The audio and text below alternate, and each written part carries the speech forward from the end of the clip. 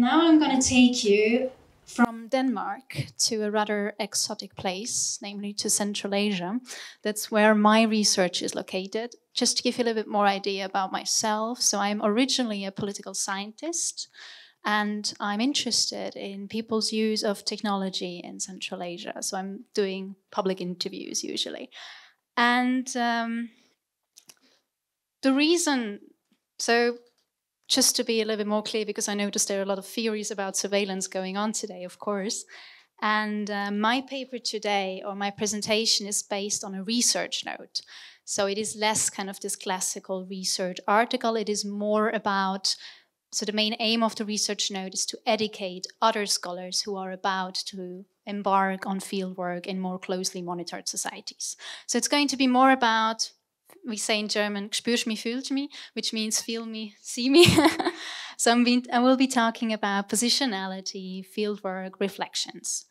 To set a little bit the place, or to give you a feeling of my field and how it feels, I kindly ask you to close your eyes, please, and just to listen to my voice. On a sunny morning in May 2022, a plane landed at a small airport in a Central Asian city not far from Russia. Stepping into warm sunshine, I shouldered my handbag and then slowly walked down the stairs of the small airplane. It did not take me long to locate Misha among the crowd of people who was moving towards the tarmac to welcome their friends and loved ones. While giving me a welcome hug, Misha whispered in Russian, "Please do not freak out. But behind you, there are two men in civilian clothing taking photos of us. They are almost certainly documenting your arrival for the... You know who I mean, right?" Smiling at his paranoia, I followed Misha to his car and acted though as nothing had happened. Of course, I had read, and please open your eyes again. Of course, I had read about other scholars' experiences with physical shadowers in the region. Moreover, growing up with the stories of my father and his alleged encounters with KGB agents in North Korea, Mongolia, Albania, and China during his business trips to those countries in the 1980s, I was well aware of the possibility that there might be some agents following me around during my fieldwork in Central Asia. Yet, little did I know about the scale of interest my postdoc project would generate among the Central Asian operatives in 2022. Apart from some personal account where researchers talk about fieldwork in Russia or China, the ethical and methodological challenges of conducting research under surveillance are rarely discussed in published forms due to, of course, very clear, the fear that they might attract the attention of the authorities and then could create barriers for scholars wishing to access the region in the future. Yet, guidance on how to navigate the risks and challenges that might arise when conducting research in more closely monitored societies is not only useful for first-time fieldworkers, but in certain situations might be even life-saving. And this is why I decided to not just talk about my experiences, but actually to write down my experiences, and therefore talking about the agency of a researcher, and we are back to the main theme today, when it comes to not just data-driven surveillance, but also other aspects of surveillance. Of course, and I think Vita has somehow talked about it today already when she was talking about the Stasi, surveillance can occur in different forms. And Verdier, in her own research, identifies two different surveillance regimes that have different implications for field workers. She talks about labor-intensive surveillance and technology-intensive surveillance.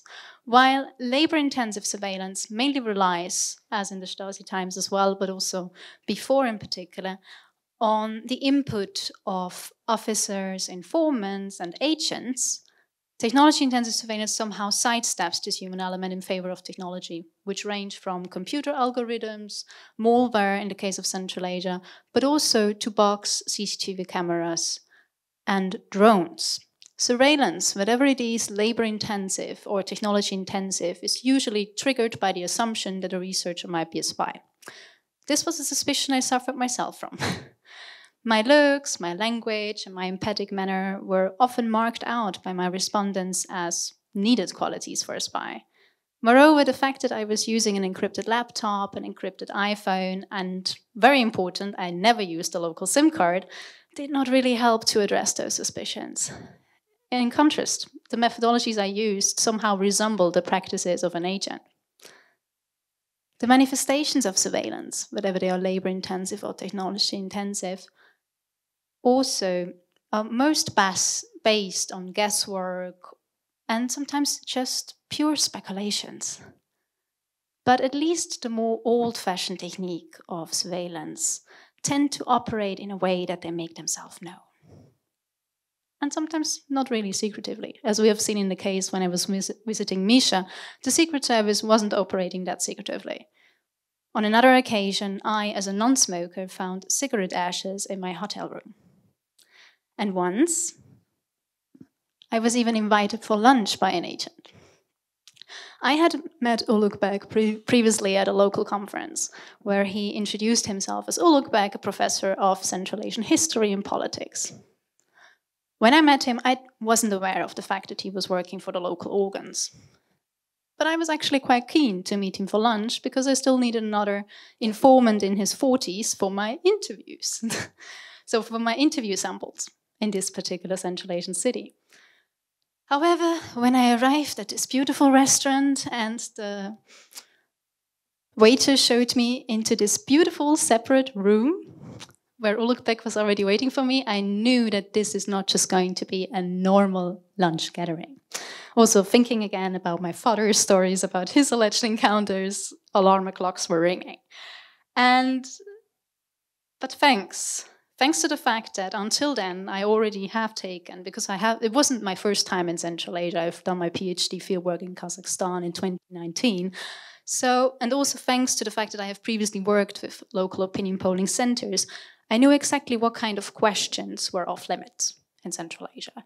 So there were no sensitive questions in my questionnaire. So when Ulukbek asked, sensitive questions in Central Asia means no questions about politics, even though I'm a political scientist. So you can't ask, you can, of course, but there might be other consequences, and I'm happy to talk about it. But I usually tend to not ask direct questions about politics. So when Ulukbek asked me, so Jasmin, you still need an interview participant? I was like, yeah, why not? Let's go for it. And the interview with Ulukbek lasted for 20 minutes and was relatively informative. What surprised me the most was his own assumption and opinion about CCTV cameras, as you can see here on the quote from him.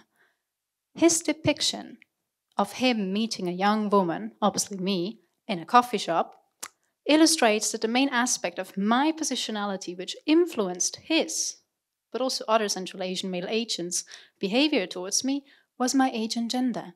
For Ulukbek, as for many other Central Asian male agents and men I met during my fieldwork in Central Asia, I was mainly a harmless young woman who was urgently in need of male protection. Because she could be, and this is something I'm happy to elaborate a little bit more on that, because she could be harassed, assaulted, or abducted in the worst case scenario. Moreover, in meeting with me alone in a public restaurant, Ulukbek was breaching local gender behavior rules. So this actually somehow explains why he wanted to meet with me in the first place in a separate room. Suddenly, I was no longer sure whether he was more concerned about his reputation as a married man of 2 kids or the fact that I could be a spy. Nevertheless, later that evening, one of my local acquaintances did confirm to me that Ulukbek was working for the local organs because his local institution had warned him about working with him, or basically just talking to him. And while my father was mainly or almost exclusively confronted with labor-intensive surveillance during his business trips to Albania, China, Mongolia, and North Korea in the 1980s, I also experienced technology-intensive surveillance during my fieldwork in Central Asia. Regimes across the region are known for using different high-tech tools such as drones, CCTV cameras, artificial intelligence, malware, in particular Pegasus and Yukon Fissionware, to monitor citizens' activities on and offline. Likewise, a field worker and its respondents can find their privacy and anonymity intruded under those circumstances. As a result, the transfer of data collected in a field under digital surveillance or digital monitoring raises additional risks. What do we do? How do we protect our people? In my situation, the problem was that some of my respondents, because usually after an interview or in general, because we were talking about social media, we would exchange our social media accounts because they would love to learn more about my research, about my travel. But my problem was that some of those respondents felt too at ease in their communication with me. So one situation, for example, one of my respondents in a city sent me some very disturbing footage of a protest in her community, begging me for help to write about this particular protest. Seeing her message, knowing that all our online communication was monitored, I panicked. But then I tried to calm myself down. I contacted her, the gatekeeper who introduced me to this person in the first place, and met the gatekeeper face to face, explained to the gatekeeper, I'm very sorry, I would love to write about this protest, but if I would, the local authorities could basically head down everyone who talked to me. So, case solved, closed, done. My gut feeling, I mean, for most of you who don't work in authoritarian countries, this sounds a little bit paranoid, right? However, my gut feeling proved to be right, because 2 weeks later, a British journalist had this amazing idea to go and visit this particular community and to do interviews with protesters from this particular community. When she wanted to leave, she was quickly detained at the airport. She had to delete everything and transfer all the collected data to the authorities, of course, and then she could go. I just saw this tweet, that's why I put it up here. And what made me angry was when I read this tweet is that the tweet was mainly concerned about the whereabouts of the journalist, right? There is nothing written about the people she actually talked to. Because in contrast to the foreign journalist who could just leave thanks to a passport and obviously diplomacy is a certain case, all the people she talked to have to suffer now the consequences of her journalistic work. So this is something we really have to talk about. And the fact that I chose not to write about this particular event, even though obviously it could have brought me a lot of publicity because I'm an early career scholar, I still need to get a full-time position, all those kind of questions. In not choosing to write about it, I choose to prioritize my respondents, not just anonymity or privacy, as we talked a lot about today already, but physical safety. So this is something we have to talk about with our students before they go into the field. And even though they might be enthusiastic about writing and those kind of things, there's always things we have to think about, at least in my context. And the same technology which can be used by authorities to easily identify whom a researcher has been in contact to can of course also be used to monitor researchers' activities long after they have left the field. And I was contacted, I mean, like Colloque, but also other agents, they kept on texting me on WhatsApp, on various social media accounts long after I have left Central Asia. And I kept on ignoring, sometimes responding to those messages, but I didn't think further about them until my brand new iPhone 13 started to bug and to shut down every 3 minutes. I had a quick search on the internet and it told me that this can be a side effect of malware. So I was like, okay, let's go and see the Apple Store. When I expressed my concern about this malware to the Apple IT guy, he just started to laugh in disbelief. He just couldn't believe that my iPhone would be infected by Pegasus or Yukon Fissionware. However, after he ran a test, we did a reset and it still kept on shutting down. He wasn't that comfortable anymore about it. However, we swapped the internals of the iPhone and afterwards it worked again. However, in March 2023, I received the following message, which you can see on the left, from Colloque. Hello, Jasmin. I arrived in New York. I had never told Ulugh that I wanted to move to the US or that I'm going to stay now at George Washington University. So I asked myself, how possibly could he know? And then it just made click. I could change my phone number. I could block his phone number. I could reset, swap the internals of my iPhone. I can even get a new smartphone. But this would not prevent Ulugh or any other person from following my updates about my life, research, family, job, on my public social media profiles. While we as researchers are encouraged to engage in public and network scholarship on social media, what I want to show with my story is that digital monitoring or cyberstalking illustrate the potential and far-reaching and sometimes even harmful consequences that any researcher can experience when they have a public social media profile. I found myself paranoid, anxious, antisocial for a long time after I left Central Asia. What somehow distressed me the most was the fact that I could not escape this surveillance, because Ulugh and other agents would continue to monitor every step of my activity through social media. So let me just quickly summarize.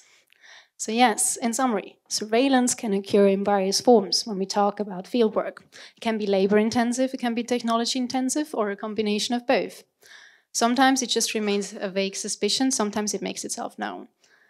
Moreover, and this is really important, surveillance does not end with the end of the fieldwork. It can continue in the form of malware, cyberstalking, digital monitoring, and does not only have a negative impact on our respondents, but it can also take an emotional toll on the researcher. In this situation, it helped me personally to talk with people about my experience, to write it down, and of course to just use an encrypted laptop, iPhone, and to try to access the internet only through VPN. But, and this is again something context specific, VPN services are regularly blocked in Central Asia, so sometimes it's the only opportunity you have is to access through public Wi-Fi hotspot.